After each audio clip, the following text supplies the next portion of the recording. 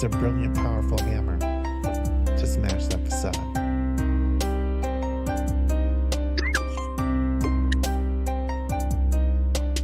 It's a brilliant, powerful hammer to smash that facade.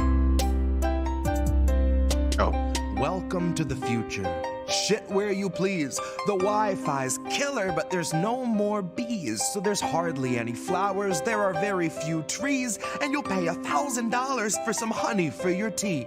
But we got these awesome collars, mine's an Apple Model 3. Can we start later? It allows for better movement than the Tesla X Elite. It lets you customize the ads that it implants in every dream, and for like they wait for Jimmy for doesn't like shock an you hour in your before he sleep. comes But on. it We doesn't need to stop do the there. same. It can analyze your speech, and if it hears disinformation, then it notifies police. It's a swift re-education, but it knocks you off your feet like your booster every 7th week. I faced the future boldly with 2 eager open eyes, and I picked a couple nuggets up that blew my fucking mind, like you can taxidermy someone while they're technically alive, and they'll shine when it's election time. See, the Democratic voter base will pay them zero. Never mind if voting for the scarecrow is a vote along their party lines. They can stare into its marble eyes and claim there's something dignified. Unlike real politicians, this one doesn't need an oxygen or kit supply. But its function is the same as those who came before. The goals are never misaligned. It still spends all its working time performing pre-recorded fleecing sessions where it sugarcoats your slow and hungry genocide, while pouring billions into Nazi coffers, all the while selling you the story that we're moments till the MiGs arrive. So fuck it, ask Zelensky if he'll help replace our leaded pipes. Watch a fleet of Penske's show, stacks of bills in every size. Guess it only took a black sun and a couple Hiles. Honorary goose step and some Nazi boots a quarter mile, all while Biden sneers his sordid smile. I don't know what was in this morning's vial, but it makes him stare 1,000 yards through all the prompters and the cards like he can smell the nearest child. 5K. His eyes are wide and wild, wider than the grave in which 5K. another 1,000 families were tossed in as I typed until they rose up to the sky unceremoniously piled. Which sort of flies right in the face of all this network ticker tape where the American economy has superhuman vitals. And sometimes Wait, turn it down, some turn it people down. belong Turn it down. with a hammer. What?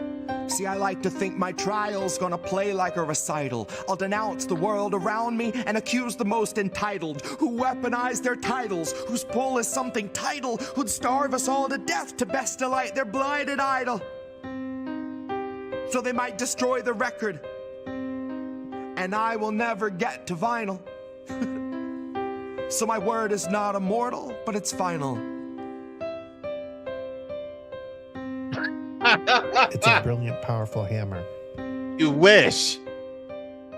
You wish you got that overnight. No. It's a brilliant, powerful No, we hammer just have 1,000. to smash that That's facade. Like 1070 around there now.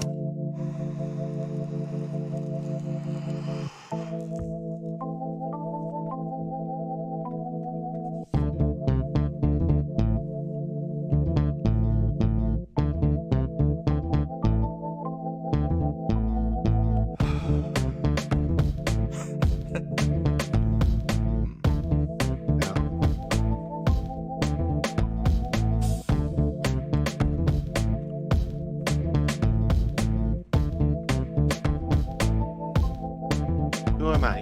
Land of the free, and you'll know us by the trail of dead. It's just one more world war to complete the set. When you live by the pike, you die by the pith. You die wide-eyed, still bleeding the fifth, or crying divine epithets and pathetic attempts at defense.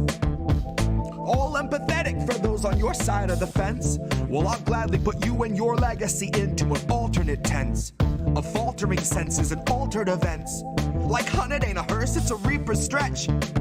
Ah, how sweet, she said. Bunch of hordes in the street like it's Evil Dead. Where the thin blue line meets razor's edge. And where the corporate ladder ascends to a steel-toed boot that awaits on the ledge. You'll be licking it fresh at your boss's request till it stomps each finger and watches you fall to your death and drown in an ocean of debt. Gone with the fodder who gathered to honor the patient left, who pure already tested themselves into sections, step by step, till the next election, when it's just one them and the sound of their well-read theorized breath. That's harm reduction for the lowly cost of you holding your nose and just openly buying the theft. Please. Maybe that's all in the flick of the pen. Maybe we're all one unmarked van from a trip to the pen, being guarded by pigs who exist on a diet of dying breaths of much worthier men. Code, please. Honey, heaven's expecting you. Just don't get too hung up on who they let in. Just look up at the shine of the pearly gates. You don't need to worry if there's lead in the paint. You don't need to worry if there's lead in the water, lead in the milk, lead in the honey, lead in the caustic embrace of the Heavenly Father. Yeah. Lead is the flavor of passive perpetual slaughter. Lead is the taste of No, us I led don't to the mind ledge being a by the little lure of the late legend in of order. expert consensus. It isn't here And yet. then beckon to stretch it just one step farther. I hope all the folks who were boastfully gloating and toasting themselves as the heroes of COVID for boosting their boosters and doing their part are now equally thrilled to be starstruck martyrs. All laid in a government grave with anonymous markers, like you're back from the carvers and off to the splicer.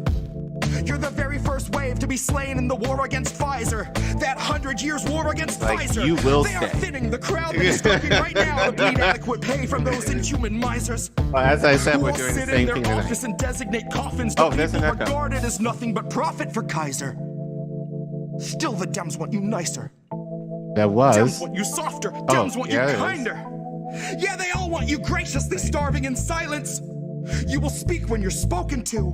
Yeah, Rest of hearing the one. time, you and all of us peasants are merely depressing statistics neglected in Congress's binders. All bled, bone dry, then fed to the grinder. Our Where is that? headstones line each step as reminders.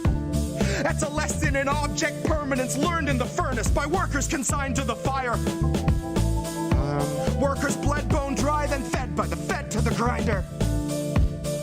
No, I don't have anything up.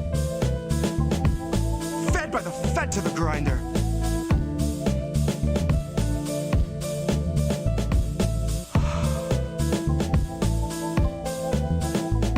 Now the fed went straight to your head. Mind what you hide and your size unsaid, and your eyes turn blind to the signs unread. Flag bright red, so you let it in bed. You let it inside, and you'll see that it's fed. Never you mind that it grinds your wealth into bread for itself, then it bleeds you dry, then it dines on the dead.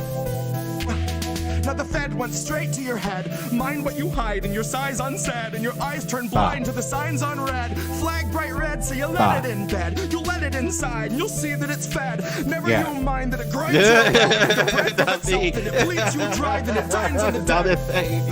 Yeah, and it says like went straight to your head. not Mind me. what you hide and your size unsaid, and your eyes turn blind to the signs unread. Bah. Flag bright red, so you let it in bed. You let it inside. Why don't you'll you see now? that it's fed. Never you mind that it grinds your wealth into bread for itself, bleeds you dry, then dines on the dead.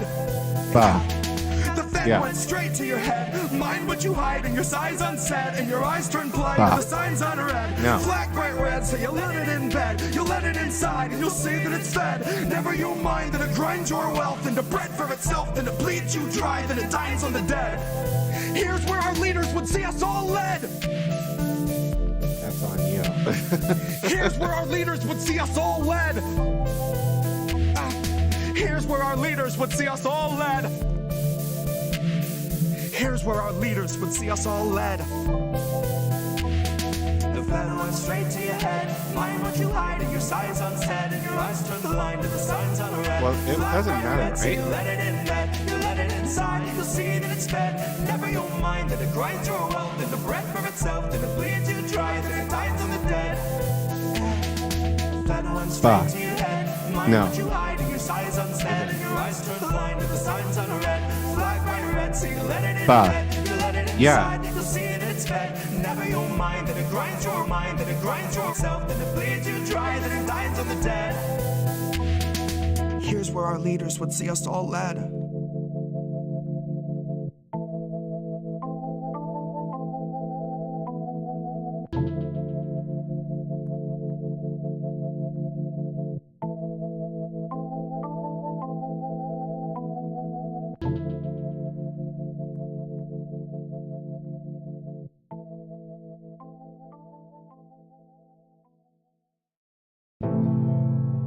When you are not with where majority of Americans are, then, you know, that is extreme. That is an extreme way of thinking.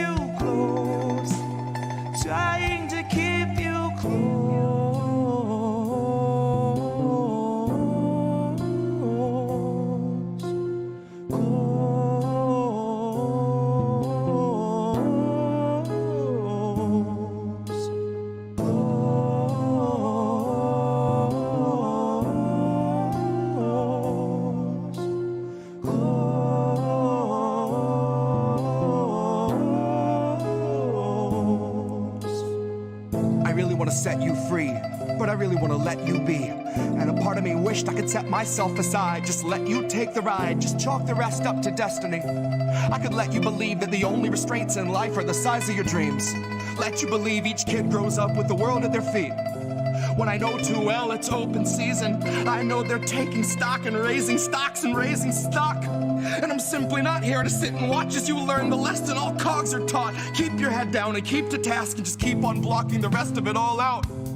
Just keep on with the rest of the herd of a million adjacent oblivious workers. The forest unseen for the trees, and the trees unseen for the fallout. No, what's more damning, baby, the truth or the ignorance? Fuck it, I honestly wonder if I see the answer so well. Baby, believe me, well, I know it's scary, I scare myself. If I could find a way out of my head, I would run like hell. I would ditch this body politic, mindless occupant somewhere far from the dismal abyss. In the tranquil crystalline bliss of the beach, I could rest with the rest of the shells. And if anyone asks, I'm anywhere else. If I'm really needed, just light the candle, then read the book, and then ring the bell. Oh, my untarnished heart, my little perfect soul. This world will melt your mercy down so they can sell its gold. This world will take your worth and then demand 1,000-fold. It's full of greedy pigs who'll eat you out of house and home. They'll strip your bank account and sweep you somewhere down the road, and then return to eat your tent and shitty bike you rode. Your bottled water, only shoes and coat and broken phone. Then smiling in your face, they'll tell you that the shelter.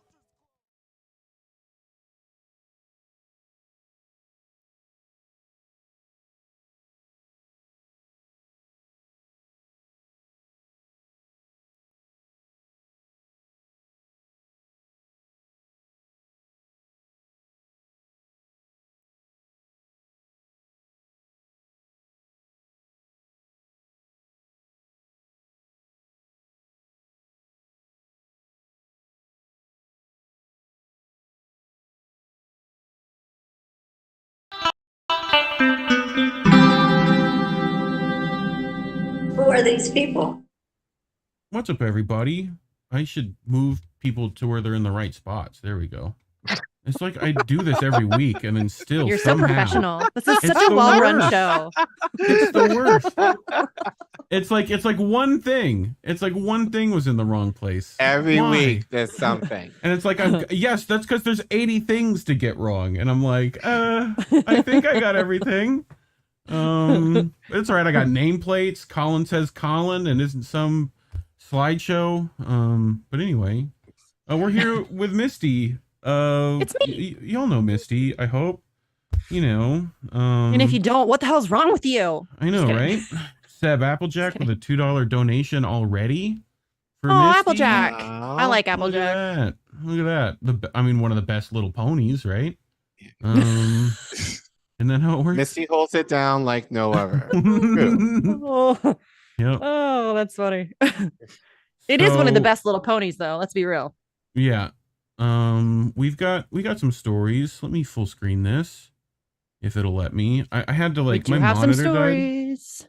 My monitor died, Oh, so I had that's to get a good. new. I had like my monitor wasn't gonna get here in time, so I had to borrow one, and I have to like Oh, jam it over into like the weird side of my desk that is weird. So bear I with don't me like if I that I go can't the see wrong the chat. direction. Where am I? Hold on. I can Hold on, pull hold it on. up when you see it. Here, let's do this. I just like to be able to see it. I'm not good at monitoring Look it, at that. but I like. Oh, Can that's you really read that? small. I'll have to. Yeah, I'll have Right to. click me, I'll have pin. to. Yeah. Right click, hit Hold pin. on. Or the top Come three on, dots. stupid thing. Yep, I got it. Pin. Top three dots, pin. And now Okay, now I should be able to see it. yeah, you're good. Okay. Like look, I like to be able to see my peeps. Jamon 93. Look at that. All the peeps are here. Oh, that's still really small. The names are still really small. And I have a massive ass monitor, y'all. Yeah, I know, huh? All right. So let's go to We're already distracted. this fucking what do you want from Sorry. us? The ADHD Sorry. peeps are here. That's kind of what we do. Right. I'm sorry, so guys. You're good. You're good. you're here to not get distracted and talk about the hello, right click, go away. Go away. No. Fine. You're here to talk about this stuff. I am partially yes.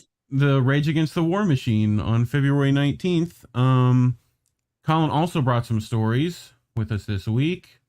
You So go ahead. a little movie inspiration again, but going to talk about student loan debt, and I think it's fair to say, be warned, those of you who may not be paying them, that you might have to pay them a lot sooner than you think, and Biden has intentionally saying he's not going to give a shit in terms of whether you're going to. So Biden doesn't give a shit. What? Breaking news. Who knew? Breaking news, right? Yeah, but I do say as a warning, just so make your plans as necessary if need be. Hate saying it, but we are going to talk about it. Plan those bank robberies early. But I brought this stuff. This is going to be interesting. Assange files purged. I tried to make that as clickbaity as possible. It's not really clickbaity though. That legitimately happened. Yes, but the other story definitely clickbaited on that one a little. Your story actually fits. You'll see. Yeah. So, and then we have video by Joe about Pashawn Brown, right? Yeah. Cool. So a little inspiration from Pashawn Brown's rally in DC that I went to, I think it's 3 weeks ago. So Joe, amazing Joe, put together, I just told him what I was looking for, didn't think anything of it, and he came up with something so amazing that I'm like, oh, we need to share this. And this is going to be one of the rare times that I'm going to shame you all in saying you need to share this. Yeah. And you'll see why if you haven't already. So it's now public now. If you want to spoil, don't leave, because we are going to talk about it. But don't leave. But holding you hostage. But then again, Misty's here, so why would you want to leave? But exactly. But yeah, we're going to talk about it and dissect it a little bit, because I don't think even Joe knows how good he did it without knowing how good he did it. So Joe's amazing though. Yes, so he is. So good. Elon, get him back on Twitter. What are you doing? Oh, seriously. Don't even get me started on Elon. I know. Don't get me started. I know. That'll be an hour-long rant all by itself. Wouldn't it? Yes. So, speaking of hour-long rants, Rage Against the War Machine, February 19th. That should be the name of like my show. I should have a show called Hour-Long Rant. That is like 3 hours. All right. I have to do. Let's see if this button works. Oh my god, it did! Look at that. Nice. It did. Look at that. So they have a fabulous website that literally counts down the dates, minutes, seconds. Dude, they're working so hard. I mean, listen, okay, I want to preface this first of all. I am not an organizer on this rally in any way, shape, form, or fashion. I am helping solely on the Assange stuff. I'm doing a little bit of social media stuff for them on the Assange messaging, all of that stuff. That's it. Like, I don't want to take any undue credit. There's a lot of people working extremely hard to try to make this rally happen. They're trying to make it as big and as powerful as they possibly can. The website's part of it. I mean, there are people who are literally, I mean, Collin, you've organized. They're not sleeping. Angela McArdle just had a baby. Like, she started organizing this while she was still pregnant. And Nick said that she was calling him from the hospital right after having given birth. Nice. So they're working really, really hard on this. I realize some people have problems with the Libertarian Party. Some people have problems with the People's Party. Some people have problems with the Mises Caucus. Some people have problems with me. They'll be all right. I don't care. You'll be fine. You put on your big girl panties and show up for a cause that matters. How sexist of you, seriously. Misty Williams, right? Winston. God, why am you feel like it's I got like Pasta calling me Mindy. I'm now Mindy right? Williams. Mindy Williams. I had Wendy Williams stuck in my head is what happened. You know? How are you doing? Which we need on the goodness. soundboard, by the way. Oh yeah, I'll put fucking like Williams on there. So Lincoln Memorial, 12:30 p.m. Sunday, 19th. Anniversary of the Ukraine that's War. where it starts. There's speakers and stuff there. Then there's going to be a march to the White House. So it's a very mobile protest. Wear your walking shoes, dress warmly. Hopefully the weather will cooperate. You guys know how that works in DC in February. It's always kind of a crapshoot. It's really a crapshoot in DC weather-wise anyways. I like their demands. Not one the more demands are penny for fantastic. Ukraine. Plus the Pentagon budget, abolish war and empire. Good for them. I hope they get that. Disband NATO, restore civil liberties, free Julian and free Julian Assange. Yeah, which you know I love. They had me at that. Stop the war inflation. Yeah, good stuff. I like all that. Yeah. And we scroll down more. We get to coalition, which half the people don't like the other half of people. So what else is new? Oh my god. But you know what? we like Here's this the one. thing. That's me. Well, I mean, that's me and Andrew and Daniel and Paula and Kendra and lots of people. All the people. Yeah, we've never been like, we don't have like a member list, or we're very, very decentralized. It was always intended to be that way. There's people in Tulsa doing work. There's people in Seattle doing work. Like there's a DC group. Like there's, it's all just the Assange stuff in general is very decentralized, as it should be. But yeah, this whole I can't go to a rally because there's somebody there that I don't like is mind-blowingly stupid. I mean, explain why, please. Explain why. Feel free. Explain why that's stupid. Yes, explain. Because listen, y'all, I don't agree with anybody on everything. And it's really mind-blowing to me. This is about ending the war machine. If your personal beef with Nick Brana is bigger than ending the military-industrial complex, you need to rethink your priorities. There's people there that I don't like. There's people there that I don't trust. There's speakers that I don't really enjoy. I don't care. I'm going to show up because this is about ending the military-industrial complex, which is completely out of control. We all know that. It's like $800 and some odd billion a year that we know of. We have like 1,000 military bases across the globe. We're illegally occupying multiple countries. We're participating in several genocides. We're destroying the globe. I'm always curious about the people who scoff at attending a rally with libertarians or conservatives, but who then tweet about supporting workers on strike. Do they support all the workers or just the ones that agree with them? And you're referencing... Well, this is what drives me. Listen, I am on the quote unquote left. That I mean, generally speaking, I don't like labels, but that's where people put me, which is fine. I don't care. If you want to shove me in a box, that's fine. But it drives me nuts when I see people on the left, when there's a strike, say, oh, support the workers. And I always think to myself, all the workers or just the ones that agree with you? Because there's a whole lot of people on the quote unquote left who, if you voted for Trump, or if you don't read the right books, or if you're not the right kind of leftist, or if you watch the wrong podcaster, then they don't want anything to do with you. And so they're hypocrites. You don't actually believe in worker solidarity and class solidarity. You agree with solidarity with people that you agree with. And that I don't do that. I don't play that game. And it's weird that anybody does, especially on an issue as big as war. I mean, so can we not all agree on that, please? Jim Jam with Chris Mullins, who we don't always agree with. We don't always agree with this guy. But we agree with him here. Putting those political differences aside and coming together around your union? Absolutely. Staten Island, if people don't know, is Trump Island. It's not democratic at all. And we couldn't tie ourselves to political candidates. Even though individually I may do so from time to time, endorse certain folks. The union itself, ALU, doesn't endorse politicians. We don't pick sides. We don't care whether you left, right, up, down, middle, red, green, blue, yellow. It doesn't matter. We want to represent all workers. At the end of the day, everybody's a worker. You know, it's not about political views, and we can't, you know, pick and choose who we want to organize with. We want to include everybody. So what you're saying is, if you're an Amazon worker, it doesn't matter if you're a communist, a socialist, a Democrat, a libertarian, a gun nut, or a Trumper. You all are experiencing the same kind of oppression from the same oligarchy, and so you all have common needs, and you come around. You can coalesce along common ideas. That's what you're saying. That's what solidarity is. You know, people scream solidarity but don't know what it is. You know, they pick and choose when they want to use it. You know, if you're talking about solidarity, you gotta find a commonality. You gotta build up the commonality, and the commonality for Amazon workers is the working conditions, the environment, the culture. And what we do with ALU is we created a culture that resonates with the mass and the majority, and that's how you form a union, and that's what a union should represent. You're talking about unity. You're talking about bringing people together.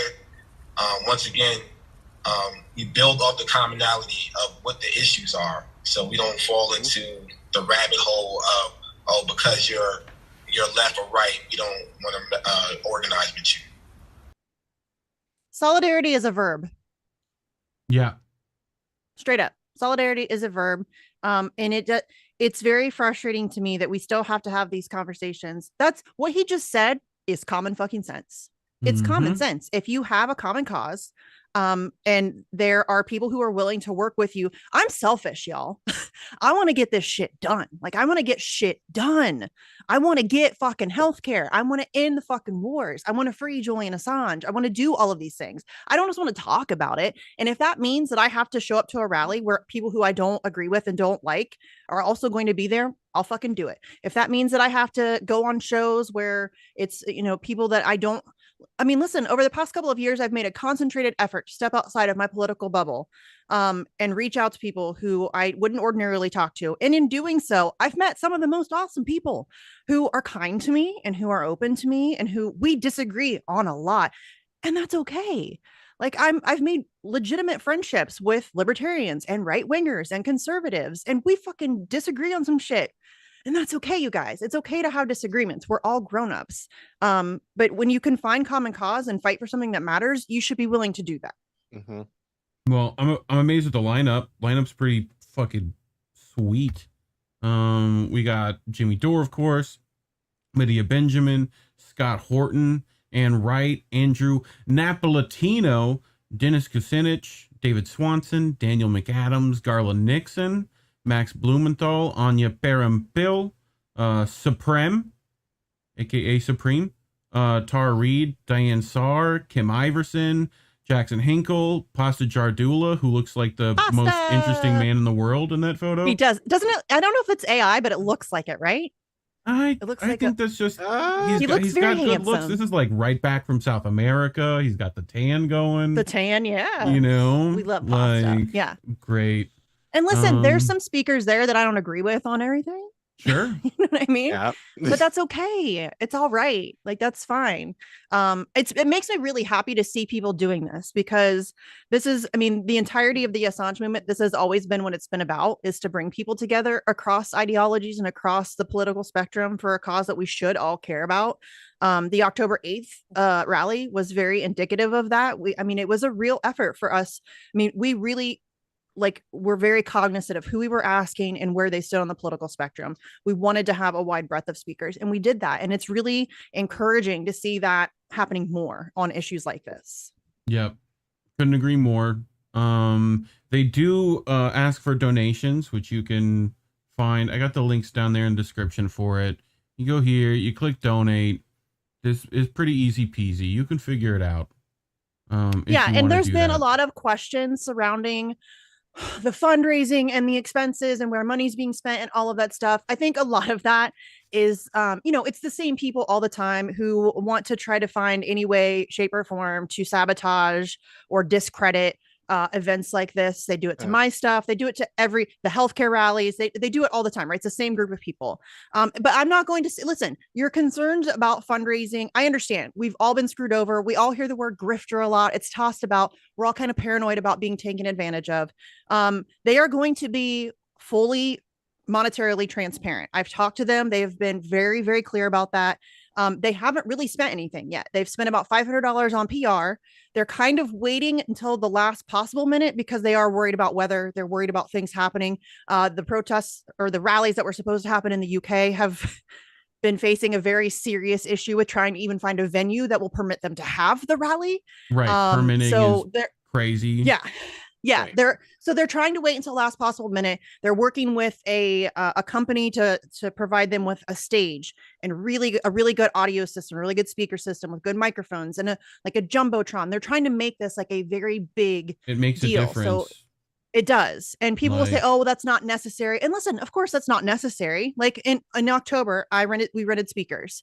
I didn't have to do that. I could have just used a megaphone, but that sound system made the rally so much better. You know what I mean? It made it so much easier to hear. We had a lot of speakers. It would have been really terrible to try to pass around a megaphone. Have you heard? Okay, Dave Chappelle has a bit about it where he talks about Bill Cosby gave the speaker system for Martin Luther King to use for his I Have a Dream speech. Like, really? Yeah. He was like, he rapes, but he saves. Like, this is a good bit. You should go watch it. I haven't seen that one. But yeah, I mean, listen, no, and I'll say it again. I keep saying this. If you don't want to donate, don't donate. Nobody's forcing you to. Yeah. I'm not holding a gun to your head. Nobody is. If you don't want to donate, if you feel uncomfortable, if you have any reservations about doing so, then just don't donate. That's okay. Yeah. It's fine. But if you believe in the cause and you think that it's a good thing to, chip in $5 for or whatever, then it would be helpful because I mean, organizing's not cheap. I mean, Collin, you've helped me organize stuff. You've organized your own stuff. I mean, even just my little rallies that we do are very expensive. It's like thousands of dollars just to do one of my little things. The October 8th event was, I don't even know how much entirely because I didn't pay for all of it. Ben Cohen chipped in with some stuff and Assange Defense chipped in for part of it. Then we chipped in for part of it. We still have some money left over because I was dumb and went on Jimmy Dore last fucking minute.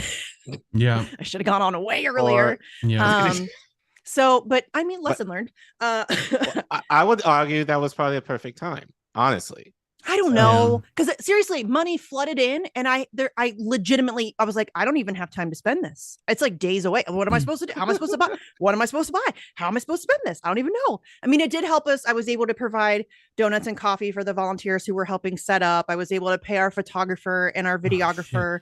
Donuts and coffee. You're really living high on this grift. Donuts and coffee, right?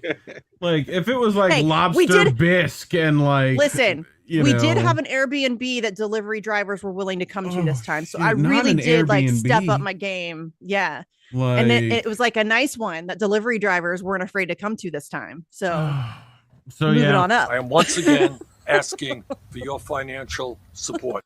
Go down there, hit the donate thing if you got some extra cash. I'm sure it'll be used for something. It'll buy someone just a heads up Kit Kat.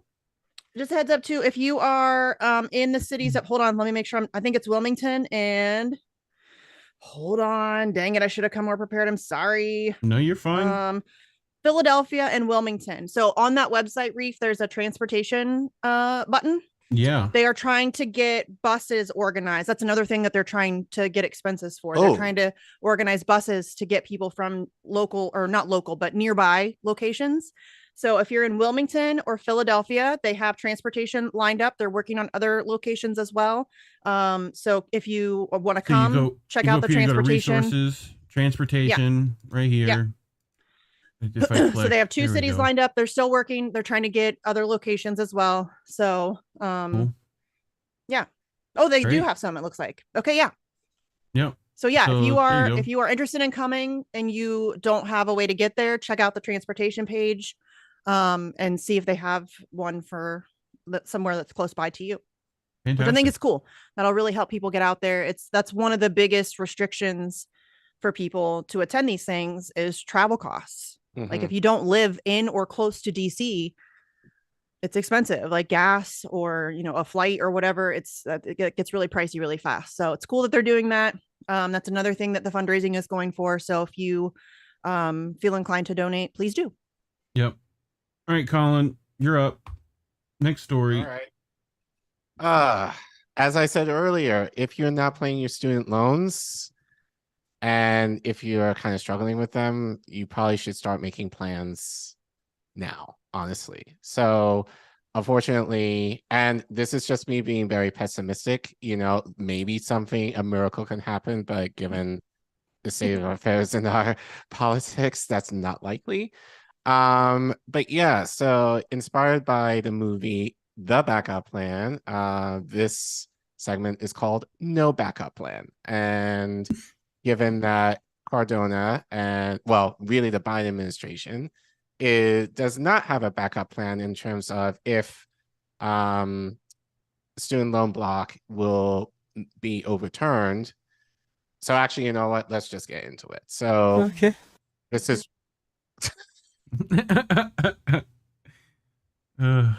I tell you, that's gonna get a lot of violence. I know. I love that Oh, guy. by the way, I think we have a couple of super chats though that we should read. Oh yeah, before. we can do that. Joe's here. I saw Joe's. Yes. Joe and his stop making those stupid videos of me. I mean, every time I say something now about, everybody's like, "Yeah, we're fucked," and I'm like, "Oh, God damn it, Joe." Yeah. You mean like we're fucked? That one? Oh, I really? know, right? Yeah. Yeah. I have it on the soundboard. You guys are the worst. What? You guys are the worst. Jesus Christ. All right. I think So you hold gotta on. go I the think other way. You gotta there go was one another more. one up above that too. Yep. I'll head in that way. Yeah, the Collin, if you share, I'll retweet. We will put that up on which I did. Twitter later. It's in the description, but like I said, don't watch it and just go. Because we're gonna talk about I'll upload it to the INN Twitter as well. Yeah. soon. So, but the link is now public. So if you want, well, again, watch it here first and then share it out later. But anyway, so we'll start again. So, Joe Biden and the Biden administration is probably not going to plan to cancel any of your student debt, and here's why. So as I said, this segment is called No Backup Plan, inspired by the movie The Backup Plan. Actually, I didn't know that was a movie. Jennifer Lopez is in it, so I guess it's another rom-com or whatever. But yeah, J-Lo. Ben Affleck? Something like that. Well, oh no, they're together. They're now together again, right? J-Lo sold her soul to the devil. I'm convinced of it. Nobody should look that good at that age. Holy shit. My God. Well, when you have money, that's true. Lots of money. You have a trainer and a personal chef and plastic surgeon and an esthetician and a hairdresser and a makeup artist. She asked Joe Rogan about what vitamins to take. She looks amazing. Look. Oh my God. But anyway, so I'm gonna come. What? Oh God, this is gonna be this. We have fun here. We have fun.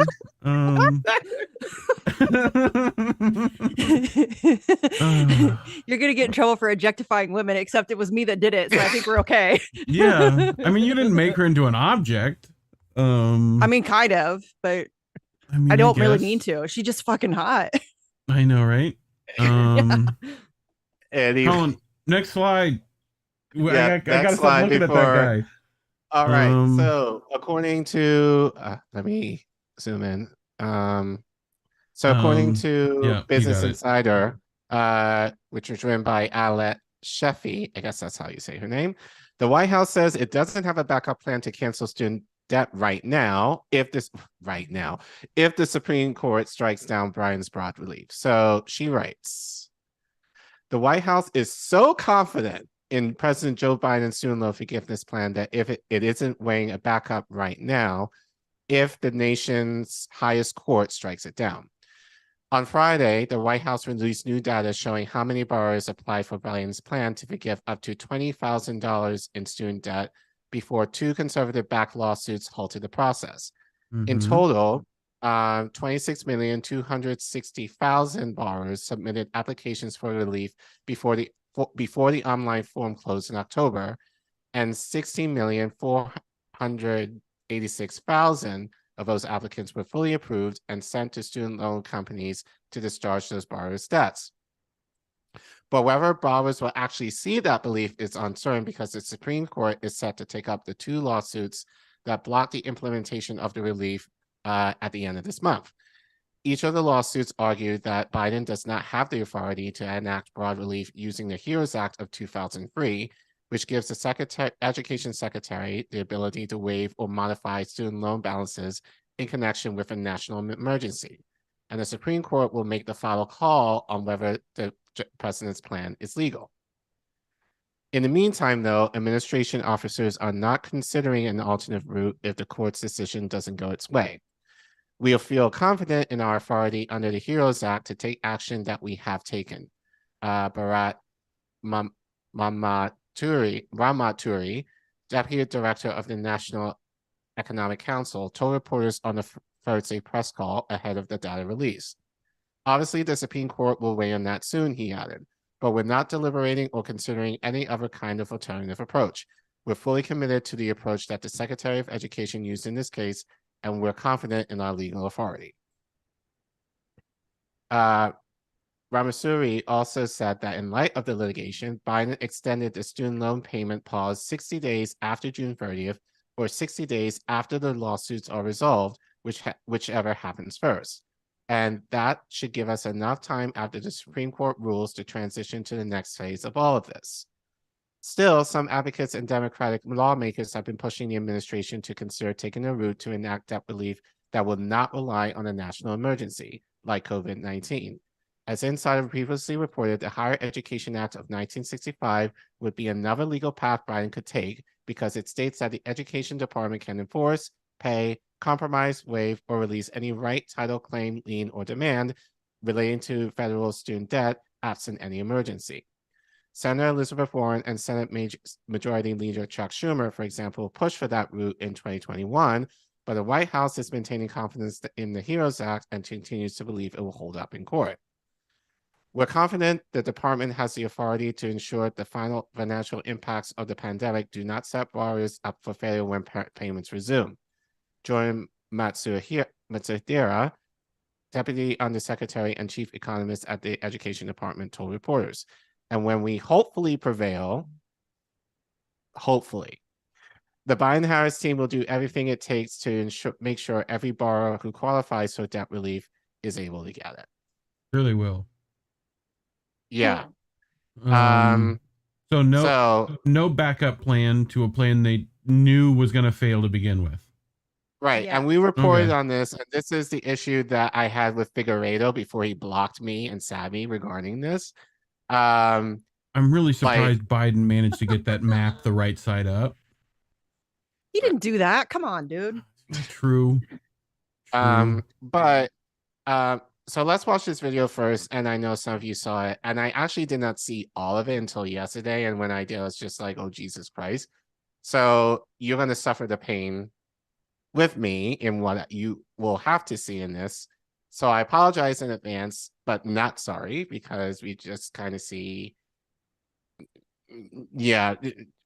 just okay. Right now, over 40 million Americans eligible for debt relief are being denied that immediate relief today. Why? Because Republican officials and special interests hit us with lawsuits to block it. Folks, I know you're frustrated. I am as well. You don't sound it. Oh, no. Millions of working and middle-class Americans who are under the burden of crushing loan debt. You haven't seen this, Reef? Student debt relief would be life-changing. And guess what? Because of these Republican officials, not even one of the over 80,000 people from Delaware, where I know you're from, Joe, who applied for student debt relief are eligible for automatic loan forgiveness have been able to get a dime. Where am I of that from again? relief. The fact is that in Vermont, Bernie, Like, you see how long it took them to put that sticky note up 50,000 on Delaware? And what about bigger states? How about the state of Texas? Are they serious and the right state now? of They also Missouri? made they're Bernie not. put the rest of the Well, stickers Joe, because they knew it'd be Joe over Biden 2 had a million difficult and time. close to 500,000 borrowers respectively. The list goes on. In state after state, no matter what these Republican officials say, we know student debt relief will make a real difference for people. We're going to get it done.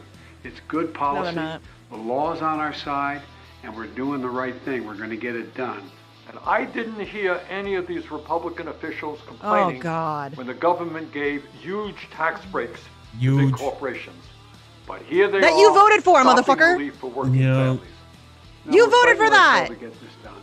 We're in court. No, next you're month, not. So keep the Oh my faith. God. I hate this guy. Keep the faith. I really know. do. Keep the faith. I really do. Spread the faith. I really do. Who thought that was? What? I think I hate Bernie Sanders more than I hate Joe Biden, honestly, because Joe Biden has never God. been he's been Joe Biden for 50 years. Anybody who had any delusions about Joe Biden being anything other than what he's been for 50 years is a moron. Bernie Sanders is a fucking gaslighting pig. damage. Oh, fuck that guy. Fuck that guy. Somebody got mad at me the other day because I'm hard on Bernie. Are you joking me? Do you see this shit? And it's so funny. They got mad at me, and like 30 minutes later, that video came out. And I'm like, Catch me outside. How about that? really? Really? Really? You want to convince me that Bernie Sanders is not a good guy? Period. I'm so sick of that shit. But you know what? But Misty, Good guys don't have war criminals for friends. Okay. But not only him, as the article said, and again, I reported on this, like again with that whole fiasco with Humanist Report, like Elizabeth Warren, Ayanna Pressley, Chuck Schumer wrote a memo to the Biden administration 2 years ago. Well, to use the Higher Education Act to enact student loan debt, which was the stronger of the two. And Biden decided to use the HEROES Act instead. And I played it here, and you can go back and watch it. Elizabeth Warren, first of all, no one asked her in regards to that memo that she wrote. And what did Elizabeth Warren say? Oh, it's Republican judges who are essentially blocking this bill. Also, not forgetting the fact that many of those judges were fast-tracked by who? Democrats. Right. Chuck Schumer. So, so not just Bernie, but the entire party is basically screwing you over. And the fact that fucking Bernie had to sneak in, like, y'all motherfuckers didn't think you'd see me here, huh? Fucking like so gross. Leaned it's in so the shot. Gross. Oh, that was terrible.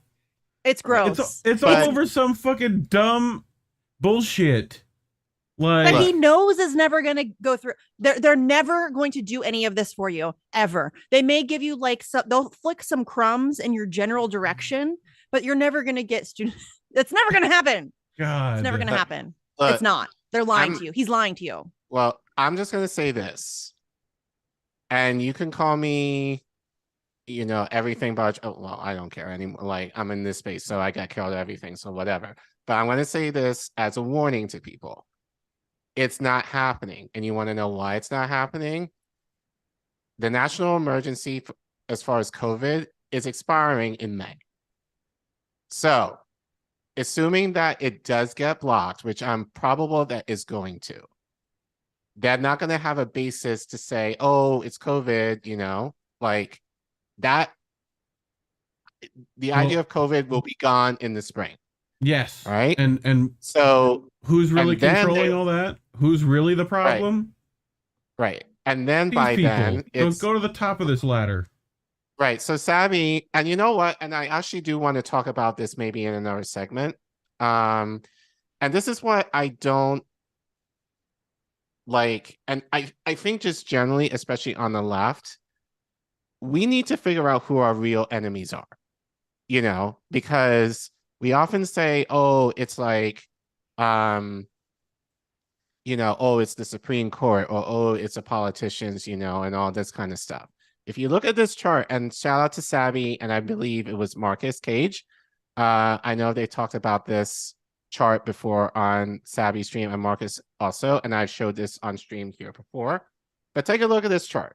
So if you look at the left, you see the medieval feudalism, Yeah. by rank, and who was at the top? The king, like monarchs, the kings, and all the way down to the poorest, essentially, back in the Middle Ages. The commoners. Now, right. So now look at to the right. And actually, if you take a look up, actually go down a bit, right there. So I actually want to show you something for a second. Mhm. I just want to see. So in the teal area, Yes. in the bureaucrats, top bureaucrats, right? So can you read in that parentheses? Commissioners, secretaries, judges. Which I would guess the Supreme Court would fall under, right? Yes. Who's above them? Elected officials. So why in the hell? Because of who's above them, the corporate elite, and because of who's above them, above them, and then the Illuminati's at the top of this, and we know how that goes. Right. So Ian Davis, if you guys don't know, Ian Davis is a great journalist, blogger. He rolls with Vanessa and Eva and all them. He has a chart very similar to this, but it's much more detailed. And I can't find. I've been trying to look for it, but it's not popping up. So I'll see if I can find it and I'll tweet it out. I mean, this is welcome to oligarchies. So the idea of this is first of all, it's the idea of two things. Number one, the fact that judges have more power seemingly than politicians is totally bogus. Number one, given this chart, if anything, that should be reversed. So the idea is politicians have essentially given the power over them, because they don't like to debate. I can tell you why. Well, and it's also the ones at the top, they do a thing called organizing. I'm sure Misty knows the organizations. Many of them are not allowed to talk about. Yeah, I don't want to get you guys taken. Whatever, we're on Rockfitted Rumble. WES, the Center for fucking I always political, feel really scared about that, though. The Center for, because they changed the name. It's now the fucking Commission for Inclusive Capitalism and weird names like that. So they met in Davos a couple weeks ago. Moral of the story, it's the bankers that are the real problem. It's the Goldman Sachs, the JP Morgans, the Federal Reserve. Those are the people that we need to focus on. Not these politicians who are essentially, not these politicians that have been essentially been bought up from them. So I found it. Okay. Oh, cool. So either I don't care. Okay, you want me to send you the link? I can do that. So again, I'm saying this to people as a warning. If you haven't been paying your student loans, make plans too soon. Because it's not happening. All right. And this is someone who still has student loans. Right. And I would love for them to be forgiven. And I'm at the point, which sucks. I'm at the point where if I did get this, if we ever got it, I would be essentially paid off in full. That's how it sucks for me. But I know others who are way worse debt. This is a great chart. Debt than me. It's amazing. Okay, so let me just hype Ian Davis for a little bit because he does phenomenal work. So you can follow him on Twitter. I think it's @_ in this together. @_ in this together. And his name is Ian Davis. His website is, hold on, I think it's just called the Disillusioned Blogger. But this is his theory of the global public-private partnership, which he calls the GPPP or the GP3, whatever you want to use. But he has a multitude of very long, very in-depth articles. It's like a series of articles that goes through how all of this works, who works for who works with who, how it all coordinates, all of that stuff. I cannot recommend his work enough. It is really essential into kind of figuring out how all of these kind of global organizations, coalesce and work together and all of that stuff. So I genuinely slightly out of date, but you could add you could fill this out even more now. This is from I think last year. but I honestly cannot, or the G3P, I'm sorry, not GP3. I cannot recommend his work enough. He is a phenomenal, again, he's friends with Vanessa Beeley and Eva Bartlett and all of those people. He does really unbelievable work. He's a great researcher. Great. So please go follow him, support his work. He's unbelievable. Cool. But Great way to finish out. Yeah. I got some super chats. Pay it that. Yes, we do. Super chats. Yay. People giving us money for grifting. I am down. Dude, oh, never mind. I was going to say something that would really get me in trouble, and I'm not going to do it. Don't do it. Let's start with Seb Applejack. Shameless plug on February 20th to assist the poor in Canton, Ohio. We are at 15.5K of our 20K goal, and our polar bear jump to feed the hungry on February 25th in Akron. No donations wanted. We use our own cash. Good for you. We've got Anthony Malecki. I'm near Akron with $5. Andrew's in Akron. Hit him up. Actually, I mean, he's got a lot going on. Yeah. Speaking of people got a lot going on, King of Kings, Oz LaFave. No. You're like, no, hasn't unblocked you yet. Okay. I still don't know why I'm blocked. Hey, I called her you guys, I dress was so a fucking tabletop. What are they? I was so picnic table cover. Yeah, like you guys know me, right? Like Yes. I go hard when I want to. I didn't even cuss. Like I was so mild in my criticism of her, and it was an immediate block. And I'm like, you just had a guy on your show for 3 hours who literally called you subhuman. That's okay. But I push back ever so slightly about the decision to do so, and I get blocked. Okay, that seems reasonable. Sure that wasn't her choice. I'm sure that wasn't necessarily her choice to do that. To what? Block me or have Vouch on her show? Vouch on her show. I thought it's her show. It's her show. She makes her own decisions. If it was on Rising, that's one thing. That's her show. Yeah, that's her show. Rising wasn't her. Rising wasn't her choice. She knew what she knows exactly what she's doing. And my criticism was dead on. That's why she gets mad about it. Because you know, in the clip that I commented on, she's like, Vouch, I don't care about scoring internet points. I just want to get things done. If that's the case, why on earth would you have a guy on your show whose sole purpose in life is scoring internet points and preventing anything from getting done? That is his whole shtick. Internet points? To get internet points. That's exactly why she had him on. He has a big audience. It gets clicks. Yep. She's not dumb. She knows exactly what she's doing. And listen, I don't do the platforming BS. She can talk to whoever she wants. I was just commenting on the fact that I think that's a really unproductive conversation. He's not just her. He's not an honest actor. Kyle had him on. I think he was on. Yeah, their whole crew. Because he gets clicks, Collin. Yeah. People watch that for the drama, and she knows that. But it's like these are the big dogs. They don't necessarily need. No, they do. They need it. Kyle needs clicks. Trust me. Kyle is hemorrhaging clicks. Brie, I'll come on. I'll get you clicks. I'll definitely get clicks. I won't. I won't get any clicks, and that's. I mean, she won't. She doesn't really. I mean, if you she say does some the good right stuff every now will. and then. Yeah, I know, but she won't put that out. If you go on there and you say things she doesn't like, she just won't put it out.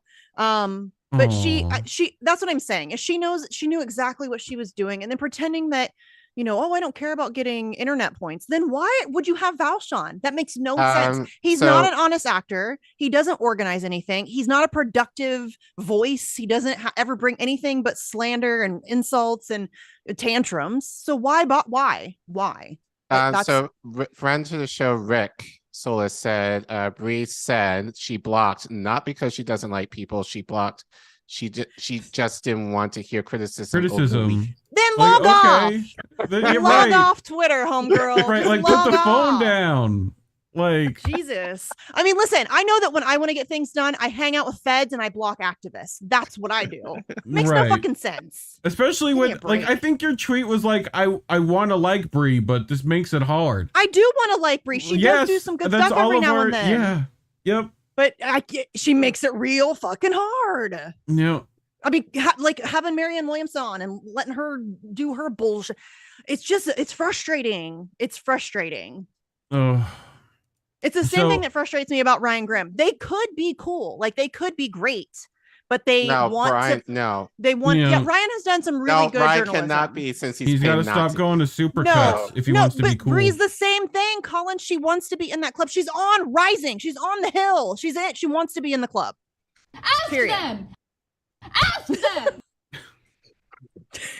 You know, ask Seriously. them. Journalists. But she does do good work sometimes. And then Uh-huh. she goes and has fucking Vouch on her show for 3 hours. And then Why? it's just It like, just doesn't we make had- yep. sense. But anyway, so Let's speak on I someone pulled who this deserves story. more Yes, attention. very much so. There's lots of people who are way better people to talk to than Vouch. So you're probably wondering, Assange files purged. What Assange files would have been Oh, boy. purged? Well, let's Here get we into go. it. So Assange visitors renew their request for CIA to purge and destroy the files on them. So this is from SheerPost, right? Kevin Gustola, friend of the show. Attorneys and journalists who visited WikiLeaks found Has a new book Julian out, by the Assange- way. Kevin Yeah, does Gustola he? has a book out. Mhm. Fantastic. An Assange book. I'll take a copy. So WikiLeaks founder Julian Assange, while he was living under political asylum in the Ecuadorian embassy, as we know, amended their lawsuit against the CIA for allegedly spying on them. The complaint, filed in the Southern District of New York, now even more explicitly seeks an injunction against the CIA to prevent the agency from utilizing in any way or revealing to any third party the content of material seized from the plaintiffs, who are all U.S. citizens. It also asked the court to order the CIA to purge and destroy all such materials from their files, please. Do you In the want some initial- backstory on this, or does it go into Sure. backstory? I actually think it's pretty concise. So if you want to interject a little. Okay, so really Um, quickly, this won't take long. What this lawsuit is about is while Julian Assange was being held in the Ecuadorian embassy, illegally and arbitrarily detained, according to the UN, in the Ecuadorian embassy, all of his visitors were spied upon, and the way that that took place was a company called UC Global, which is a Spanish security firm, was copied the initially information hired. stored on the devices, right? Huh? Supposedly copied the information stored on all devices. Well, there's a whole, hold on. So UC Global is a Spanish security firm that was initially hired by the government of Ecuador to do security for the embassy and for the president's children and things like that. Very soon after Trump was elected, they were co-opted by Mike Pompeo and the CIA and essentially turned into a spying operation against Julian Assange, which means that all of his visitors, journalists, friends, doctors, lawyers, all of those people who came to visit him during his time in the Ecuadorian embassy were spied upon in many different ways. They had their electronic devices taken and copied. They had their paperwork taken and copied. Their IDs were copied. Their conversations were spied on. They went as far as to have microphones in the women's restrooms. So a group of them have gotten together and are now suing the CIA. There's a couple different cases going on. There's also a case going on in Spain. Mike Pompeo has been subpoenaed to testify in that. He's trying to dodge that subpoena. He still hasn't gone to testify in that because he also had plans to either kidnap or assassinate Julian Assange. So it's this is a whole thing. And so there are a couple different people in the US who are suing the CIA, and that's what this article is talking about. So on January 20th, Judge John Kolf, I want to say, held a proceeding where Richard Roth, attorney for the plaintiffs, was urged to change the complaint so it separated the, quote, cause of action sought against the CIA from the action sought against Pompeo, UC Global, and Morales. Much of the reasoning has to do with the Bivens doctrine that allows citizens to pursue monetary damages against former U.S. government officials when their constitutional rights are validated. The updated complaint spells out more concretely that they are confident if the court allows the lawsuit to proceed, they believe they will succeed against the CIA in establishing that Fourth Amendment rights violations occurred, right? So, imperable harm against the CIA, the lawsuit contends, privileged communications. It's essentially unlawful They seizure illegally of spied information. on American citizens. Warrantless. Gotcha. Yeah. Okay. I mean, in a multitude of ways. Like I said, their electronic devices were taken and cloned. Paperwork was taken and copied. All of that stuff. And this is something that always brings me back to the fact that people will say, "Oh, well, he should just come to the United States and face a trial." Please tell me how this man gets a fair trial when the CIA was literally spying on the conversations with his legal team. I would like somebody to explain that to me. Attorney Damian Williams and Assistant U.S. Attorney Jean-David Barnea have until February 17th to respond to the injunction the plaintiffs are explicitly seeking against the CIA. So stay tuned on those dates. You brought some stuff for me this evening. Stefania. Yeah. So from Il Fatto Quotidiano. I hope my Italian's doing well there. I have no idea. Yeah, I know, right? So Better than I would do. I'll try to cliff note this because the article went in depth. We'll put links to descriptions for all the articles in the and also, if you're not following Stefania Maruzzi, you need to be. She is one of the most, I think, in my opinion, and that's just my opinion, but I think she's one of the best journalists working today. Period. End of story. Okay. So Sweden destroyed a substantial part of its documents on Julian Assange almost 6 years after we unearthed that the British authorities at the Crown Prosecution Service destroyed key emails on the WikiLeaks founder. We can now report that the Swedish Prosecution Authority also destroyed a large part of the documentation as Assange's life hangs in the balance, while Britain and Sweden finally opened an investigation into the destruction of documents. I mean, it took them long enough to end the investigation on the bogus rape charges that people lied about. There were no charges. Okay. No charges. Just allegations. Gotcha. There were never any charges, ever. Never charges. People always say that. Glad to be corrected. I also love how every article has to put in like the entire life story of Julian Assange every time, you know, because they've made it so convoluted that you can't just explain one thing, because that leads back to another thing, which leads back to another thing. And it's, you know. Yeah. So what was destroyed? A substantial portion of the documents on Assange were destroyed by the Swedish Prosecution Authority, which investigated him for rape in a criminal investigation, opened and closed 3 times between 2010 and 2019. So the destroyed materials were correspondence between the SPA and the Crown Prosecution Service, which was providing the SPA with support on the case since Assange was under investigation in Sweden, but had been in London since 2010. So, you know, little international correspondence. The Sweden stuff has been thoroughly debunked by Professor Nils Melzer, who is the former UN Special Rapporteur on Torture. He investigated it quite thoroughly. He's fluent in Swedish. So he was able to look at all of the original documentation, go through all the stuff. And it was an obvious stitch up. It was an obvious attempt for Sweden to help the United States in their extradition attempts. And there's actually emails that had been released from the US to Sweden where we're telling them basically, don't you dare get cold feet. Yeah. So yeah. Yeah, so the highly animalist handling of the Swedish case by prosecutor Marianne, got another Marianne. I'm starting to not like these. It's going to go on my list of gins as well, you know. Resulted in justice for no one, contributed to the devastation of Assange's health, cost British taxpayers at least £13.2 million to keep the Ecuadorian embassy under siege by Scotland Yard from 2012 to 2015. Right. So that's apparently that's just 2012 to 2015, y'all. So she's seriously implicated. Holy shit. The fact that documents are destroyed by the SPA authority has just surfaced thanks to our lengthy FOIA litigation, and comes almost 6 years after the same FOIA litigation unearthed that key documents were destroyed by the CPS. It is now clear that both of the authorities handling the Swedish case, the SPA and the CPS, destroyed a large part of their email exchanges. But why? Weird. Why would they do that? What did these documents contain? And on whose instructions were these materials destroyed? Now more than ever, some sort of explanation is urgently needed, considering that the U.S. is currently acting through the CPS itself in the extradition of proceeding against Julian Assange. So, next, the investigation work has allowed us to find the answer to one of the key questions around the Swedish case. Why did prosecutor Marianne Nye, who reopened the rape case in 2010 after Stockholm's chief prosecutor Eva Finn had immediately dismissed it because, in her judgment, the suspect conduct disclosed no crime at all, refused to question Assange in London for 6 years.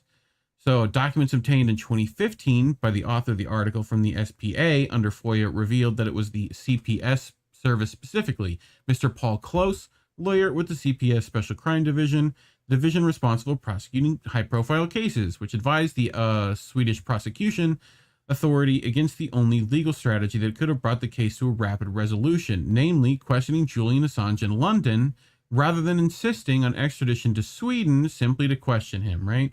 So like, no, we're keeping him here.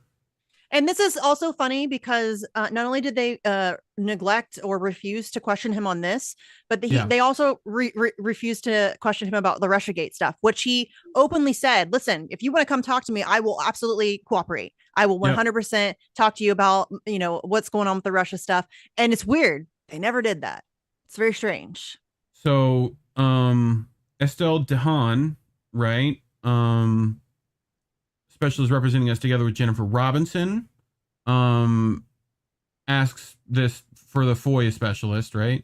And the FOIA specialist replied from the CPS, they claim to have no way of knowing what was lost when they destroyed the documentation. It have never produced a written policy justifying the destruction of documents. So just bye-bye. And they're gone. Yeah, whoopsie daisy. Whoopsie. Hate it when that happens. Yeah. At least it wasn't a camera that went out on this one. So been trying to obtain documents since 2015. The Swedish prosecution authority exchanged between 7,200 and 9,600 pages of correspondence.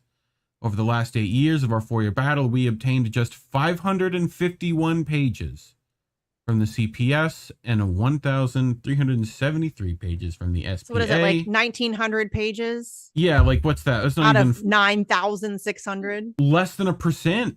And like, right? Is my math right? I don't know. I'm terrible at math, but me too. This is ridiculous. Like.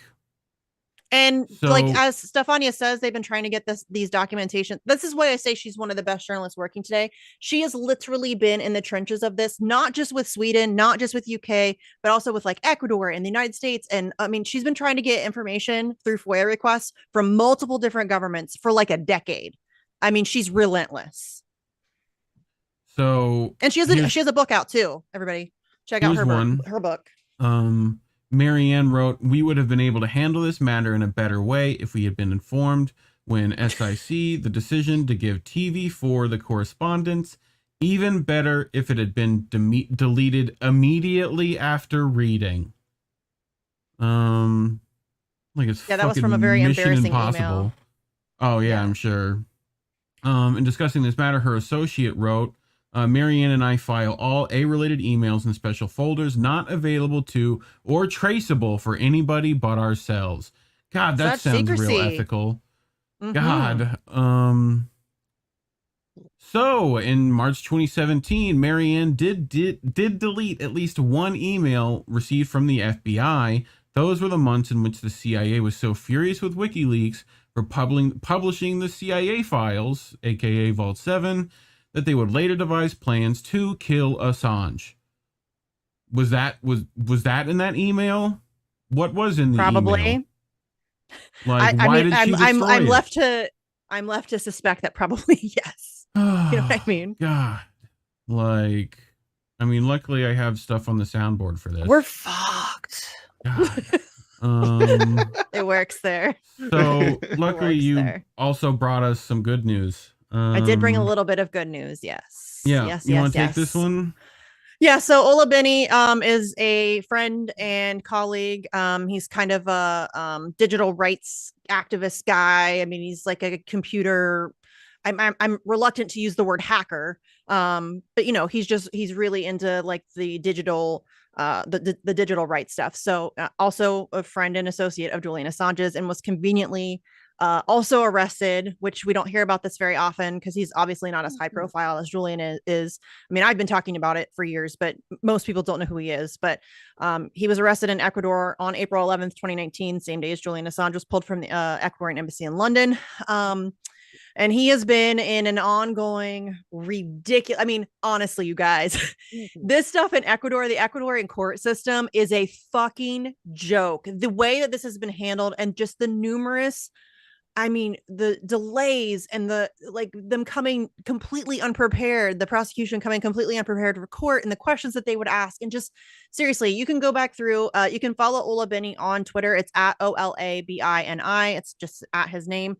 And he has documented the most of it throughout the years. but it's seriously been a complete shit show. But he has now, we got to win, you guys. He has now been found not guilty. And it's done. It's over. I mean, at least this part of it is over. That's not to say that they won't come back for him for something else, but I think that he has been, unfortunately, the way that they wanted to use him, they were effective in doing so. They destroyed his life for nearly 4 years. And this was part of, I mean, we know that this was part of the way that they intended to deal with Julian Assange, was to also go after people close to him. And that's exactly what this was. And they destroyed his life for nearly 4 years, but it seems to be, at least for now, this particular court case is over and he won. Okay. So a little bit of good news for once, you guys. Fantastic. We got one. I know. Fantastic. We got one. We got to win. Please clap. I'll take it, you guys. Like I tell people all the time, sometimes you have to even invent your own wins, like just make them up to make yourself feel better. We didn't even have to invent this one. It's a real one. His case has been dismissed. It's done. So it's a win. I'm very happy for him. He shouldn't have had to go through what he's gone through. But it seems that it's over, at least this part of it. Hopefully they don't fuck with him again. Anthony Malecki with $2. Like and share the stream, peasants. Yeah. Yes. Fuck. With his $2. That's not very a royal decree for $2, but you know, I'll give it to you. So I think that's all of them so far. Hopefully I didn't miss one. Yes, John, I know that hacker is a loose term. I'm just reluctant to use it because it's used as a pejorative against Julian Assange very often. Cabela with speaking his crocodiles in the my chat. Friends. I love Hardlands. Go support them, subscribe, share all their stuff. Yeah, Good they had people. on Supreme recently. Yeah, they also, I think Yeah, they decided, I think it was David Swanson, maybe today or yesterday. Was it David Swanson? Yeah. Maybe. They've been having, like, they've been doing a really good job of trying to get all the speakers for the Rage rally. Yeah. So, all right. Last story for the night. Yep. Unlike Jimmy Dore, we are able to figure out how to play Joe videos, and you don't have to wait for Friday. You know, I'm gonna tell Jimmy you said that, Ray. I'm telling him. Please. I'm gonna text him right now. Yeah, tell him to get on it. Tell him to get in touch. I'm down. not gonna do that. Yell at me. I'll take it. I'm fine. He will. He'll come for you, dude. We'll roast battle. Dude, his appearance on that. Tucker. If you guys haven't seen his appearance on Tucker, holy balls. Good. Did you see Turncoat Don's video where he put it into MSNBC? Yeah. It's fantastic. So, Collin, you want to cue this up? Yeah. So those of you who know, we reported on Prashant Brown's rally in DC that happened 3 weekends ago, I guess now. So Prashant Brown was an Amazon employee who illegally did COVID testing to her employees in her factory, and she died. Basically, this was in the beginnings of the pandemic, so obviously we didn't have a vaccine yet. So she was doing a lot of stuff that she had no right of doing. She wasn't a medical professional, so she had no right to be helping her coworkers as far as swabbing them and all of that. So she died from that. So I went to the rally thanks to Indy.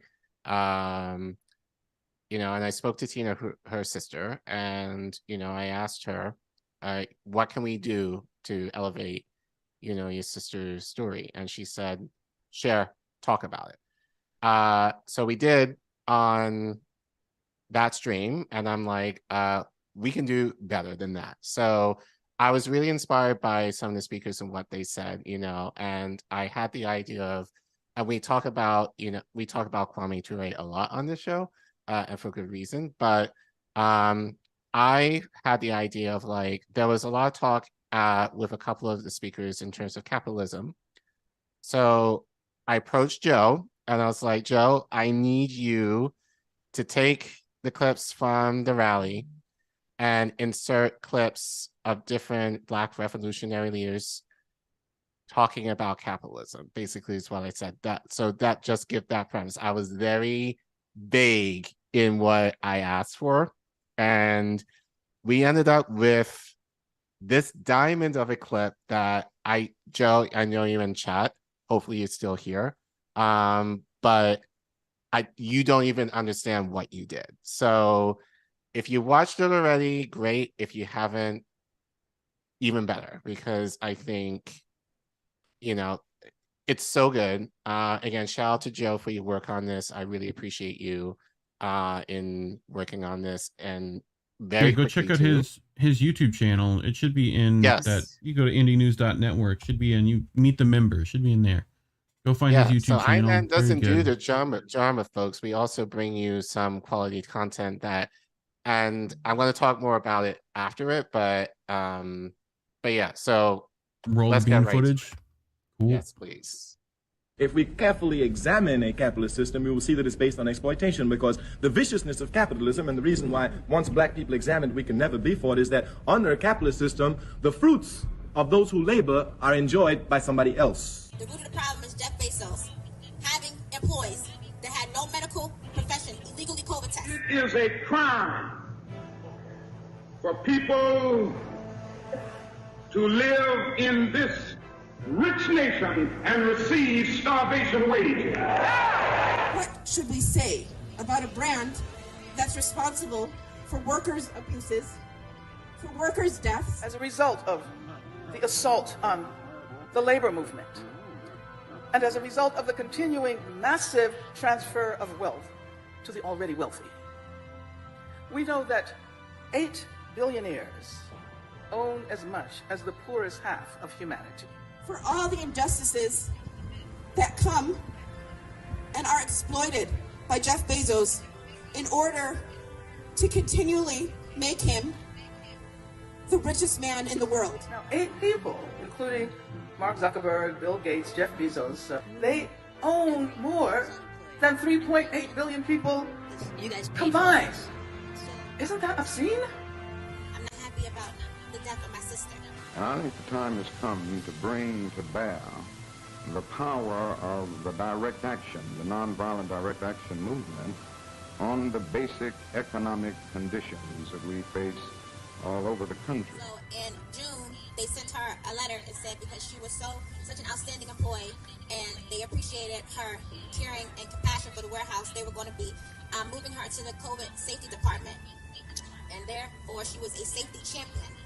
And her job was entitled to take temperatures, tell people to stand 6 feet away from each other, make sure everyone had masks. These conditions have been created by global capitalism. And I think this is a period during which we need to begin that process of popular education, which will allow people to understand the interconnections of racism, heteropatriarchy, capitalism. She was instructed to illegally COVID test, and she was trained by another Amazon employee to stick a Q-tip swab in the nose to do a COVID test with no proper PPE. With no gloves, no mask, just a regular Amazon check mask. This stage of capitalism has begun to further reveal the obsolescence of the nation state as the most appropriate form of human community. No matter how I feel about Amazon, my sister was a loyal, she was a faithful, she was a dedicated, a devoted employee. She worked every shift in that warehouse. My sister never said no. She never said no. She came in early, she stayed late. You know, capitalism doesn't just rape your labor and rip off your resources, it deforms your thinking. It deforms your thinking. You never judge a system by its adherents. You never judge any system by its believers. You judge it by its principles. 2 years of fighting and advocating for Purge and her daughter Gabby, and nothing. The condition of our people is extreme, and it takes an extreme action to correct an extreme condition. Moderate action or compromising action won't correct it. This right here is a civil rights moment. I'm going to keep every promise I made to you, as long as I have a breath in my body, and even after that. And I'm going to say to you that justice is this year. Justice is coming. And I mean that. I'm not going to leave no stone unturned, no paper not filed. I'm going to get justice for you. The only way the black man's condition can be corrected in America, politically, socially, economically, and otherwise, is if we do it ourselves. But to be here 2 years later without justice is inhumane by itself. I should point out that capitalism is very much linked to the global conditions produced by slavery. Like Christina said, we're not going to give up. This professor or scientist points out that second-class citizenship is nothing but a modern version of slavery, which means that according to his definition, slavery still exists. 20 million black people here in America are still slaves. The Emancipation Proclamation and the Civil War were fought for nothing. We have marched around this world speaking about my sister and the injustice that's done on her, the indirect murder from Jeff Bezos' Amazon. forcing my sister to illegally COVID test, where there was no vaccination out. We hold these truths to be self-evident, that all men are created equal, that they are endowed by their Creator with certain inalienable rights, that among these are life, liberty, and the pursuit of happiness. But if a man doesn't have a job or an income, he has neither life nor liberty and the possibility for the pursuit of happiness. Amazon's gonna have to pay, just as the ALU knows, just as all these other workers all around the country who've been mistreated, they know that Amazon's day is coming. So please, say her name. Say her name. Say her name.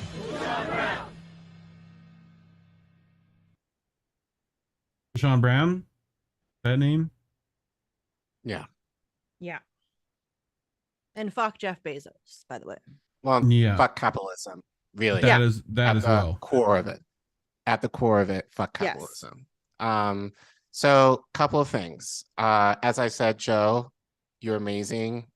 Thank you. Again, brother, I don't think you understand what you did here. But couple of things that I kind of heard from this, like when Angela Davis was talking about the billionaires, guys, who did that sound like? The Sounded millionaires, like a certain- the billionaires. Are you talking about Bernie? Mm-hmm. Fuck Yeah. Bernie. I mean, Yes. but I think this kind of shows how politicians take activists' language for their own benefit and use them to enrich themselves and not us. So I think, and actually, I didn't know it was Angela Davis who said all of that, initially. So the fact that Joe pulled that, I was just kind of like, damn, like Bernie, you motherfucker, Yeah. You really screwed us over in terms of Mhm. using our movement, our language, our talking points for what? So To help Hillary And once Clinton and Joe again, Biden. asking for your financial support. No, Fuck you. no. I want We're my not money do- back still from No. 2016. Right. We're not doing that again. At least No. I'm not doing that again. Not sure about you all. So number one. Number two, and I'm going to shame you all for a second. If this doesn't go viral, you're not serious about changing anything on the left, and I'll tell you why. Yeah. Like, we can have fun and do all the drama stuff, and and even on here, and Indy and Reef know this because I complained, especially the last couple of weeks, I've complained about this. Like, our biggest views so far have been when we talked about Force the Vote and Marianne Wilson with the thing that happened with RBN last week. Now, granted, like, it's almost necessary to do that kind of stuff because, that's what, unfortunately, YouTube likes. That's what the algorithm favors. And so, you almost have to do that mess. And you can kind of see with other channels that they kind of do that constantly. If they choose to do that, fine. They have the right to do that. We at INN don't choose to do that. We might do some of it when we need to, but more often than not, we want to do stuff like this. And again, I was very lucky having been in DC that I was able to record the thing. And then Joe was able to splice up the clips that I made to make this. So again, but some of our clips that I think, some of our stories that we've talked about, that are far more pressing than what Marianne Williamson spoke about, or what Crystal Ball said, or what all these other people say and do, like,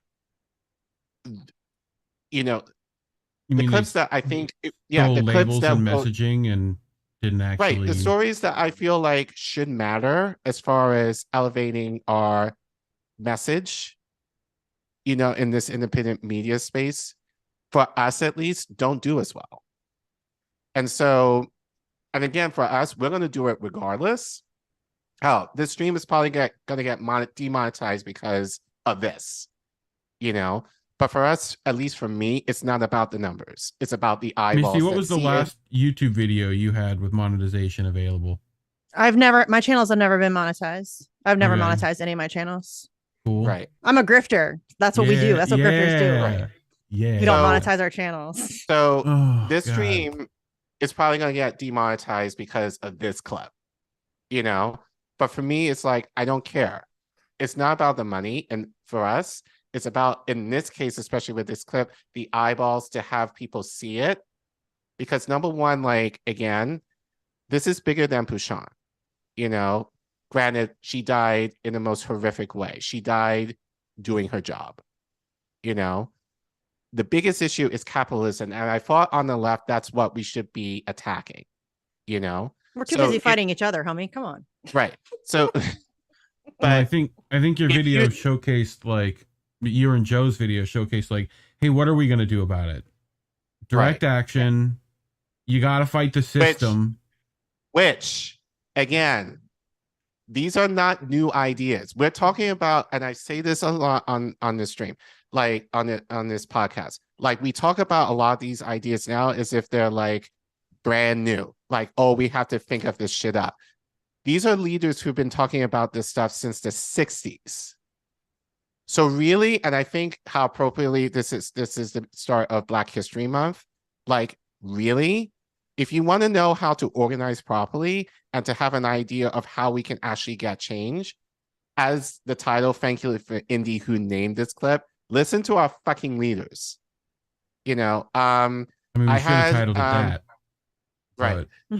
No, we're not going to do that. It would have really been demonetized then. Yeah, right. I know, right? So, like, I received a tweet, you know, someone, you know, was like, oh, well, Kwame Ture, you know, he said all of this and he left to Africa and all this kind of stuff. And I was like, you know, and I asked him, do you know why?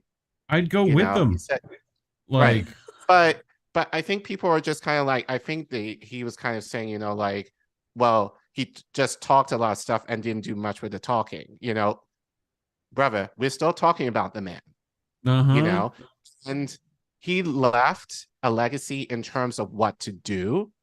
And we have the information on YouTube. You can play, and I've played enough Kwame to make you all sick of it. Next, I think you want to get it out by the end of the month. We're gonna put up a tweet up in a second with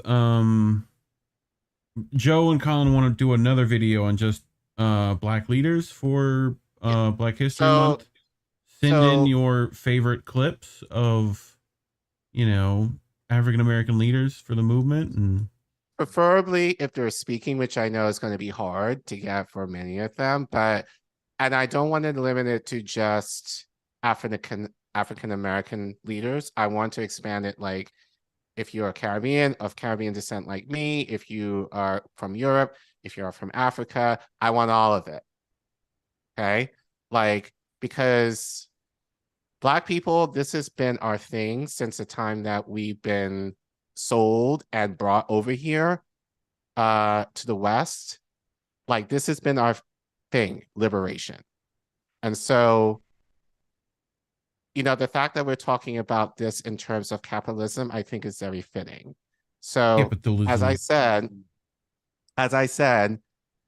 I don't care. We don't care about the money here. Like, if you do decide to give us, great, fine.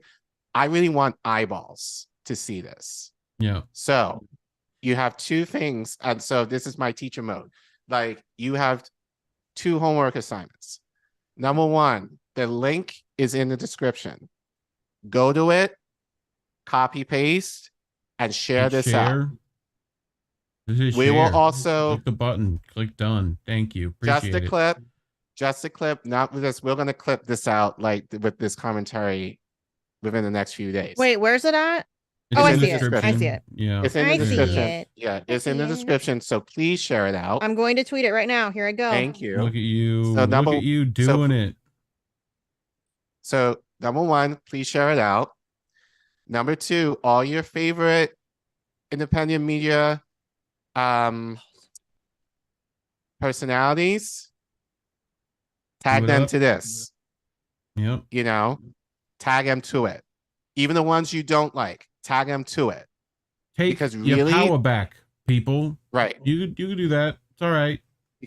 Because really, this is what we should be talking about on the left, not just the messy shit that, like there's all like this infighting and all this other bullshit, So on that note, her first name is Poushawn, right? Just want to make sure.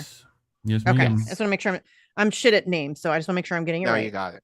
Okay. But as I said, I spoke to Tina earlier today.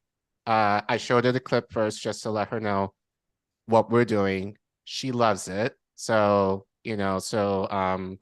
but again, this is how you can support Tina. This is how you can support the Brown family. This is how you can keep not just Bouchon, but every Amazon death, wrongful death that has occurred within their organization since God knows how long, that is not getting any play, that mainstream media is not going to show because they're bought off by Amazon as well. Keep that in mind.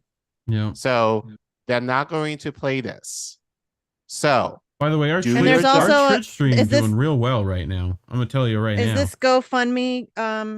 Yes. For them to do? Okay. Yeah. I'll So share that and I'll make it a So thread. that's the other thing I want to share. They have a GoFundMe. Look, Prashant left a teenage daughter that Tina is now currently raising. And the fact that like Amazon is not really doing anything, but like, to support this family, I think it's just insane to me that that they need a GoFundMe, honestly. So right. Like ridiculous. So Kameshwari Kate, words cannot express my gratitude with $10. You look at that, you used more than words. You did it. Yeah, you did it. And like I said, and like I said, I don't care. We don't care about the money.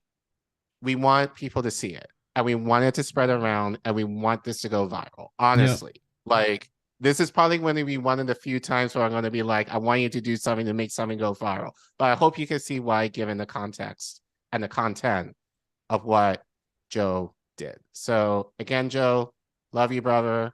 Go follow his stuff. You can find all the links to all the members I of miss you, INN Joe. at indienews.network. He's on Telegram too. We need to set him up a channel. Come on, dude. I suck at that shit and you know it. I know, it's the worst. Like I gotta learn a new thing. I gotta put a new thing. I hate learning new things. It's the worst. And then we decide to hyperfixate on it, and then we're better than everyone. But what are you gonna do? But indienews.network, you can find all our links. You can sub to all our channels. In the descriptions below, we have links to the A for A link trees and websites. And we're doing a stream on Friday. Andrew's coming back.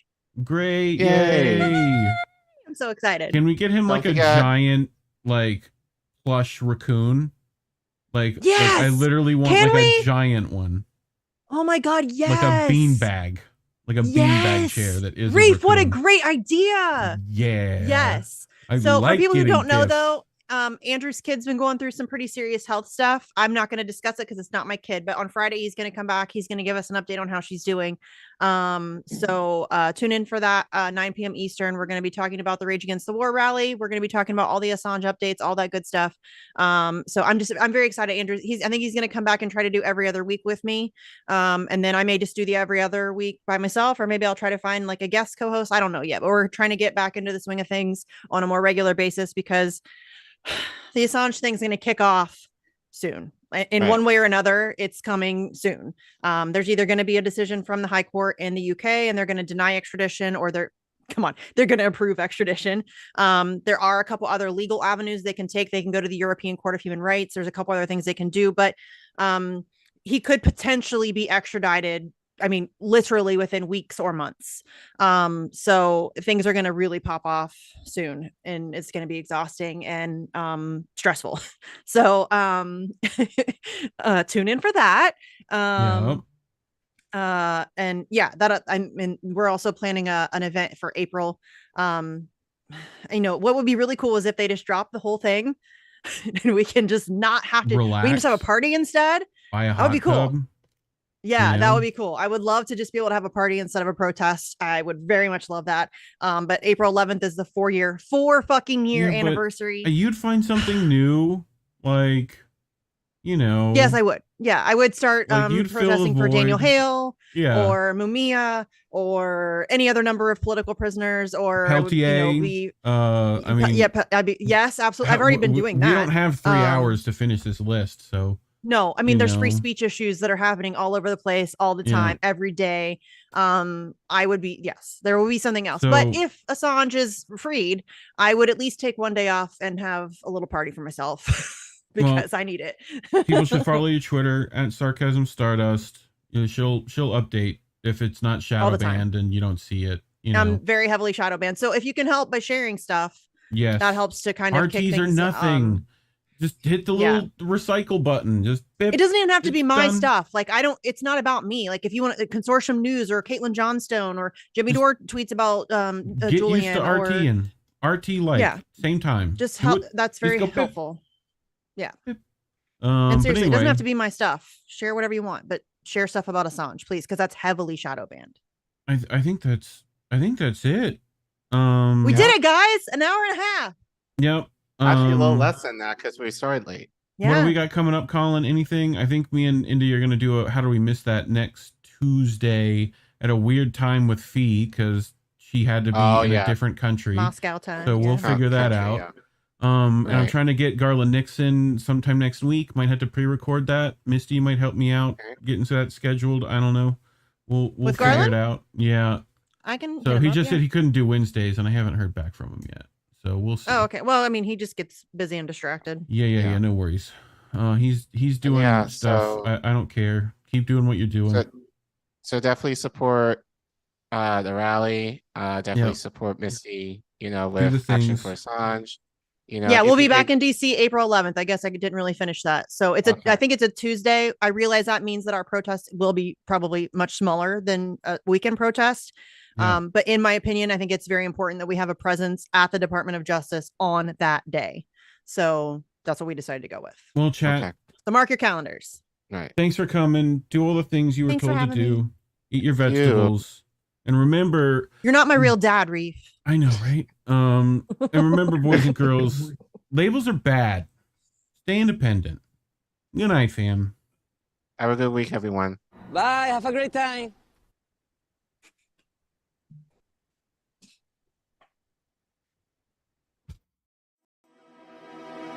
We want to talk right down to earth in a language that everybody here can easily understand.